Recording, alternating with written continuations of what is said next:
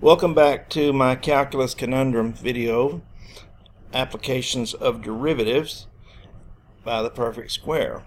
Feel free to subscribe if you like what you see.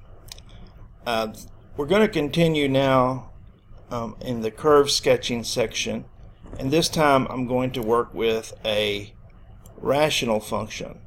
So here we have a rational function 2 times x squared minus 9 over x squared minus 4. Okay, so the first thing I'm going to do is we're going to go ahead and get the intercepts. So if you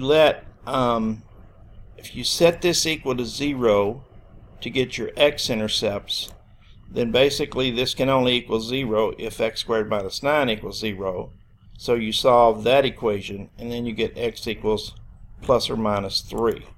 So your x-intercepts are x equal plus or minus 3. Now I didn't show the y-intercept because that's really pretty easy, but just let x be 0 and then on top you'll get negative 18, 2 times negative 9, and on bottom you'll get negative 4. And negative 18 divided by negative 4 reduces to 9 over 2. So your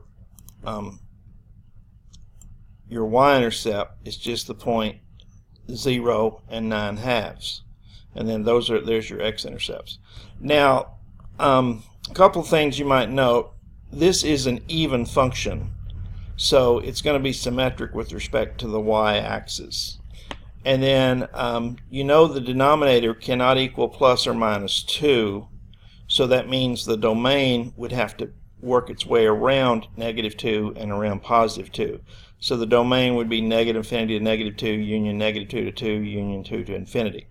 And the range, well, that's to be determined. I'm going to have to graph it before I can determine the range, and I'm really not too worried about the range anyway. Alright, now what about asymptotes?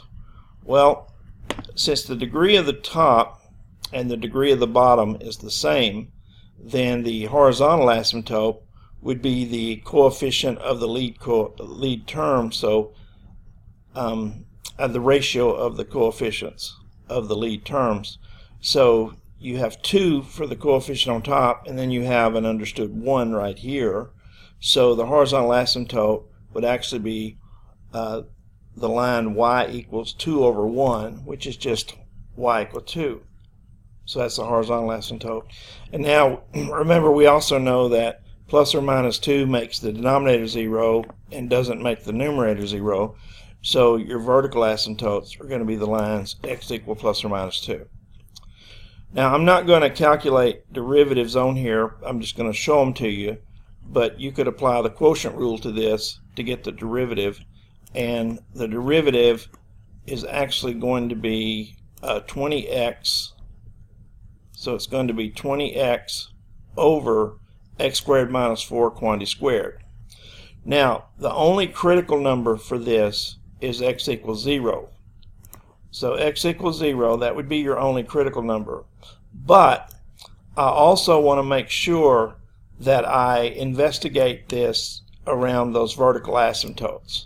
So when I draw my number line, I'm actually going to break it at negative 2, at 0, because that was the critical number, and also at positive 2, because I want to know on each side of those vertical asymptotes if the function is increasing or decreasing. Okay, so let's look at this interval, negative infinity to negative 2. So if you plug negative 3 in, so take negative 3 and plug it into this derivative, and you actually are going to get a negative over a positive. Since this is squared, the denominator is always positive for these numbers. So you get a negative over positive, which is negative. So that tells me that the function is decreasing on that interval. Now let me plug negative 1 in for this interval, and I'll get a negative over positive. So negative again. So the function is actually decreasing on that interval. And then I'm going to plug 1 in for the interval 0 to 2, and when I plug 1 in, I get a positive over positive. So the function is going to be increasing there.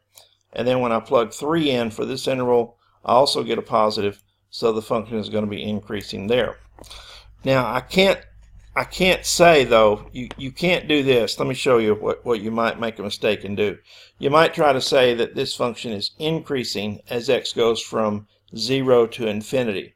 But you really can't say it that way because 2 is not in the domain. So what you have to do is say the function is increasing on 0 to 2 plus 2 to infinity.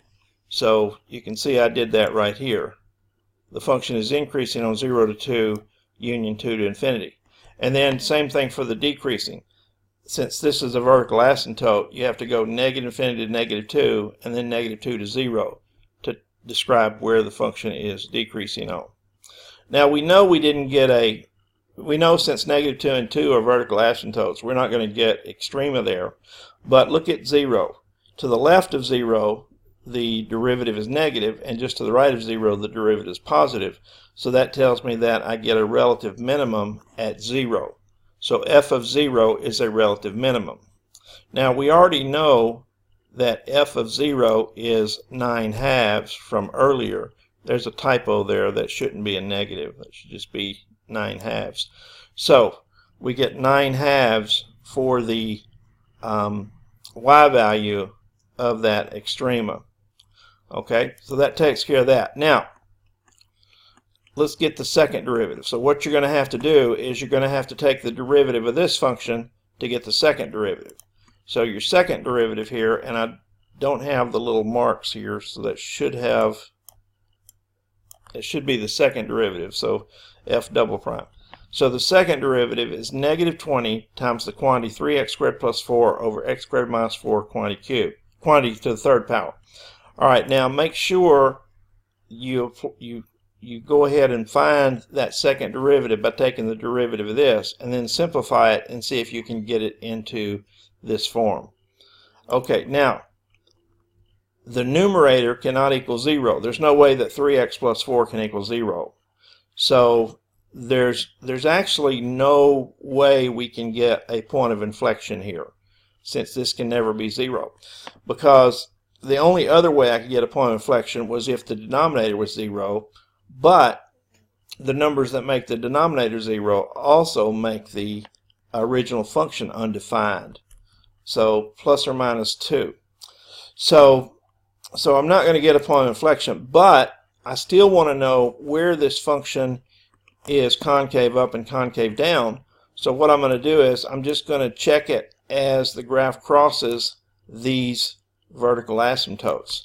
So we're going to have to the left of negative 2, if you plug in a number like negative 3 into the second derivative, you're going to get a negative value, and I'll let you do that on your own. And if you plug 0 into the derivative, you're going to get a positive value. And then if you plug 3 in, you're going to get a negative value again. Okay?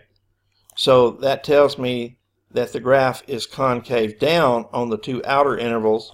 So it's concave down on negative infinity to 2 and 2 to infinity. Actually, that's negative infinity to negative 2. Squeeze that in there. All right, so negative infinity to negative 2 and 2 to infinity. And then it's concave up on negative 2 to 2. Now, as far as the graph is concerned, again, pretend like you can't see it. And right here are there's one x-intercept, there's another x-intercept, and then there's your y-intercept right there. And that's at, I'll make this a little bigger here. And so that's at 0, 9/2 or 0, 4.5. Now, notice I went ahead and drew the vertical asymptotes. Here x equal negative 2, and then here's x equal positive 2. And then I also drew the horizontal asymptote, y equal 2. So there's your horizontal asymptote. Now, if you go back and look at the notes, and you can back up through the video if you need to, but you'll find that the function is decreasing over here, and it's concave down. So it's actually concave down and decreasing over here, and then it has to go through this intercept, and then it continues going down because that's a vertical asymptote. And then here, you'll see that to the right of this vertical asymptote here, the function is actually decreasing and concave up, and then on the other side it's going to be increasing and concave up. And then here it's going to be increasing and concave down, and it's going to go through here, and then it's going to level off at the horizontal asymptote. Okay, so that's how we graph that one. So in the next video I'm going to show you a radical function. So you can see it down there at the bottom, and we'll investigate this radical function on the next video.